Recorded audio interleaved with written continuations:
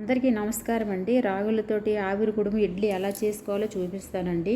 ముందుగా చూపించే మెజర్మెంట్ కప్పుతోటి ఒక కప్పు మినపప్పు, ఒక హాఫ్ కప్పు రైసు, కప్పున్నర రాగులు, ఒక పావు స్పూను మెంతులు తీసుకోవాలండి. తీసుకుని అవి బాగా కడిగి 8 గంటల పాటు నానబెట్టుకోవాలి. నానబెట్టుకున్న పిండి 8 గంటల తర్వాత అలా గ్రైండర్లో వేసుకుని రుబ్బుకోవాలండి. ఇది ఎంత మెత్తగా అంటే వాటర్ వేసి దానిపైన రుబ్బిన పిండి వేస్తేనండి పైకి తేలాలన్నమాట. అంత మెత్తగా రుబ్బుకోవాలి. రుబ్బుకుని దాన్ని తీసండి ఒక 8 గంటల పాటు పులవబెట్టాలండి. 8 గంటలు పులిసిన తర్వాత అదిగోనండి నేను చూపించే విధంగా వస్తుంది అనమాట. అలా పొంగుద్ది అనమాట పిండి అంతా. దాంట్లో కొద్దిగా మనకి ఎంత కావాలో అంత సాల్ట్ వేసుకోవాలి. పిండి కొద్ది గట్టిగా ఉందనుకోండి దాంట్లో కొద్ది వాటర్ కూడా కలుపుకోవచ్చు. కలుపుకుని తర్వాత దీన్ని ఒక ఆవిరి కుడుము పాత్ర వేరే ఉంటుందండి. నేను చూపిస్తున్నాను చూడండి, అలా ఉంటుందన్నమాట ఆవిరి కుడుము చేసుకునే పాత్ర. దాంట్లో కొద్దిగా వాటర్ వేసుకునండి. మనం ఇడ్లీలు కూడా వేసుకోవచ్చు.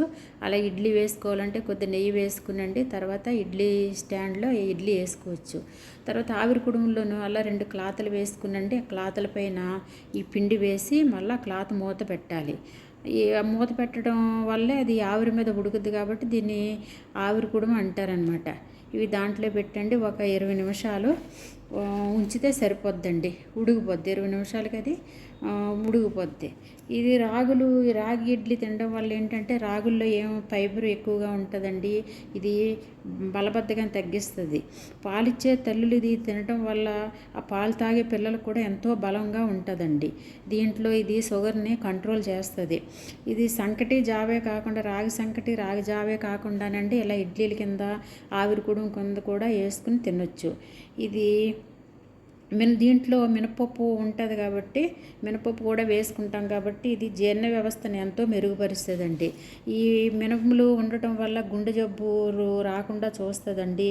కీళ్ళ నొప్పులు ఉండవు. దీంట్లో ఎక్కువగా ఏంటంటే ఈ ప్రెగ్నెంట్ లేడీస్ తింటే ఈ రక్తహీనత ఉండదండి. తర్వాత ఉడికిన ఆవిరి కుడుములండి తీసుకుని అది ఒక 2 స్పూనులు నెయ్యి, ఏ చట్నీ అయినా పర్వాలేదండి. పల్లీ చట్నీ కానీ, పుట్నాల చట్నీ కానీ, కొబ్బరి చట్నీ కానీ ఏదైనా పర్వాలేదు. దాంట్లో కొద్దిగా మునగాకు పొడి, కారపొడి వేసుకునండి మనం వేడివేడిగా తింటేనండి ఎంతో బాగుంటుంది. ఇది ఎంతో బలవర్ధకమైన ఆహారం అండి. మీకు నచ్చితే ఒక లైక్ చేయండి, సబ్స్క్రైబ్ చేయండి ప్లీజ్.